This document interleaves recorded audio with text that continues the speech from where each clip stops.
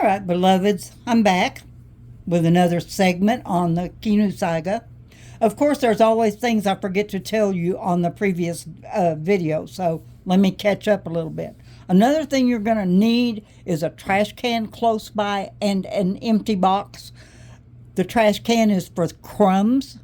The box is for bigger scraps so that you can paw through them later. You're going to need a lint roller for your table and masking tape, painter's tape to clean up your areas from threads and crumbs and stuff. Your table is going to get cluttered so quick, so fast with the crumbs and the things that you trim off. And so the trash can and the box are really important. Now, I'm going to do my lower landscape. So I have picked a palette ahead of time. And I have made my subcuts. And so it is advisable to have an idea of what you're going to put where so that you can have these pieces ready. Now, for KINUSAIGA, I, of course, have a scrap box. We all do. But I've cut 6-inch strips that I can pull off like a 6x6 or a 6x4, something like that to work with. So I've got one little strip of flowers in here. So I'm going to start pulling tape and pulling paper and sticking these down and tucking them. And so I will pause. I'm going to tuck one so that you can see what and how I do it. And so I'm going to zoom in just a little bit. Now, I'm real bad about keeping the work under the phone, under the camera. So y'all bear with me. Everything is not self-explanatory. So please, by all means, give me your questions. Y'all know I love teaching. I love sharing all this with y'all. So we're going to get this paper off of here. There we go. Now I like to look at my fabric and see what I want to put there. And I love this little row of flowers right here. So I think that's what I'm going to put there. And I rub it to stick it down good. And then I'll take my bigger scissors and rough cut, leaving a generous margin around my stabby places. Now that's going in the box. It doesn't need to sit up here. My paper went in the trash. So then I'm going to fold this over. And you notice that I left a good tail over here. It's because we're going to tuck it into the side. So now I'm going to start tucking this in. Now look back here and see where I need to start. There we go.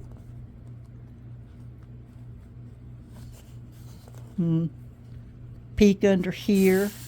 I want to see where I am here.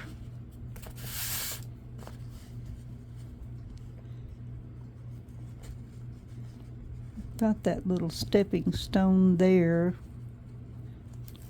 So we're going to tuck that in there. And then we just find our little ditch and start pulling it down. Now, this is where I take my scissors and I start trimming closer to the edge. When you get to a point, see that's a pretty sharp point right there. We want to cut across that. Just like you're trimming corners of a seam, you want that squared off. You want to leave plenty to tuck in there. And I'm having to look at my project and then look at the phone and make sure you guys can see what I'm doing and still get my hands out of the way. Now, as I push this on down, I can do more fine. I can fine tune my trimming, or I can just push it down in there. At some point, I do grab my nail file. Now, see this right here, that can be trimmed off. That's tucked pretty good. So I'm just going to trim this off. That's some more of that debris I was telling you that will stack up on your table so fast.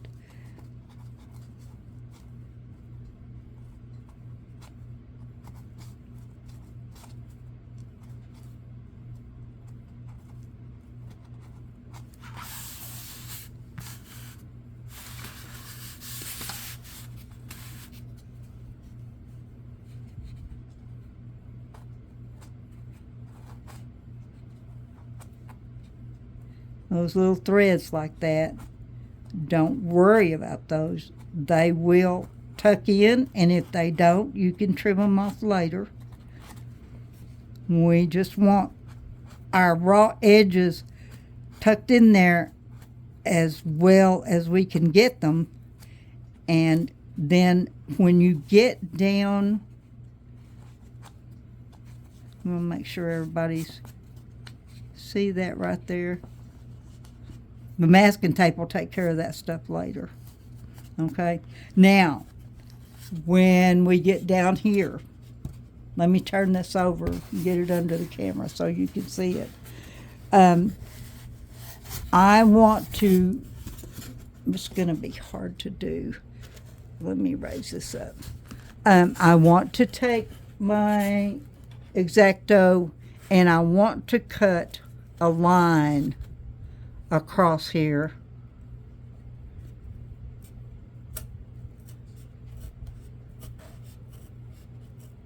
And yeah, I make it go past that piece. Now, see where I have this? I want to fold that in and fold this piece down. I want to fold them both in, actually. Let me start over here.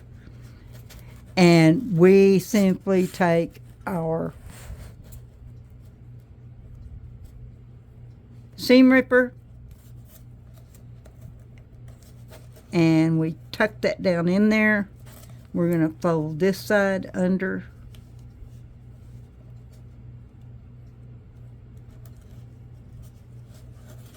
And tuck it in there. And then we can trim this off and finish tucking it in. That way when Honeydew puts the frame on, he doesn't really have a big gob to have to deal with. So, and if you can continue your cut into the next piece of fabric, that just makes everything smoother, okay? Just letting you know. See, like that one, that's why I extend it out on each side of the piece that I'm working on. So there's a smooth segue right there. Alrighty, that's it for this segment. I love y'all to pieces. I will come back on when I've gone a little further, or I may just pause this. Let me do that. Okay, I got these flowers put in here. So now this band across here is going to be some dirt. We're going to do some dirt like that. So I'll get that tucked, and I'll try to show you another incident of tucking here. Let's do this one right here. And as I stated previously, you need to be able to have the space and get your stuff out of the way so that you can turn this thing every which way. So I want to see which area. I like that right there. All right. Push it down, stick it good, okay? And then find your little ditches. Try to get those delineated. And sometimes if I have to, I will take the nail file and I'll go in there and open that channel up better so that I can do a smoother job of getting my fabric pushed down. And then now right here I went way past my ending, but that's okay. I want to do that. I want that nail down so that I can trim it, because this is not pushed in very much, maybe a 1/16 or an 1/8 of an inch, and so we need some extra there. So then I'm going to come in here and just cut the excess off, trying to make sure this is still in front of the camera.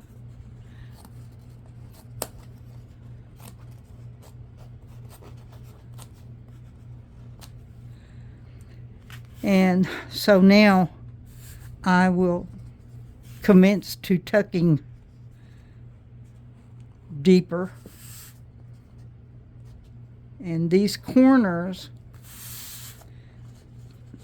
I cut them off square, just like trimming the corner of any, like when we're making zipper pouches, we sew it and then we cut across the corner.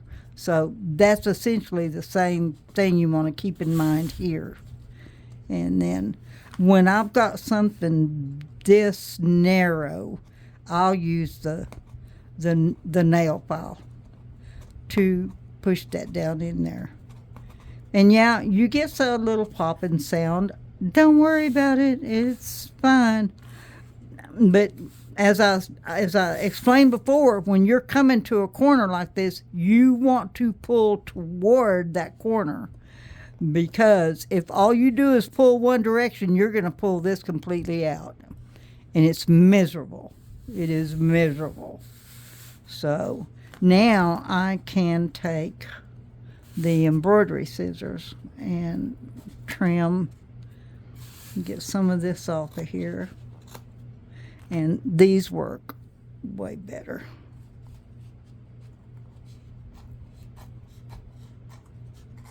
They're not as sharp at the point as I would like for them to be, but it is what it is, and it's still better.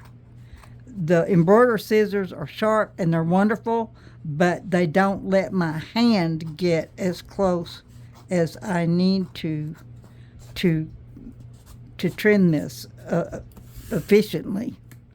So now we just gonna keep on tucking,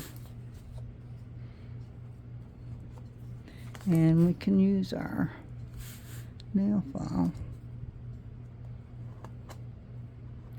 And this beige sand is helping also to hold my rock in place, my stepping stone. So each succeeding piece you put on makes your previous pieces stick in there better. So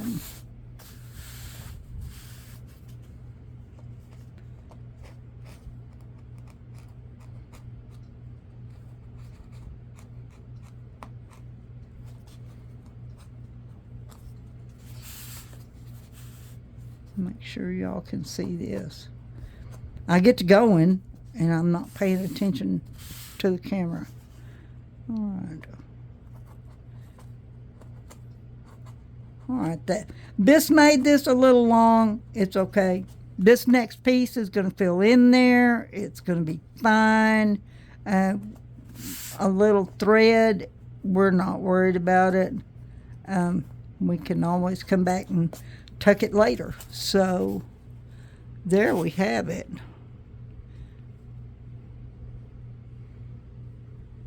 Ricky's tail. I know I probably shouldn't have put that dark piece in there, but I did because the tip of his tail is really dark. So, all right, guys, I'll be back.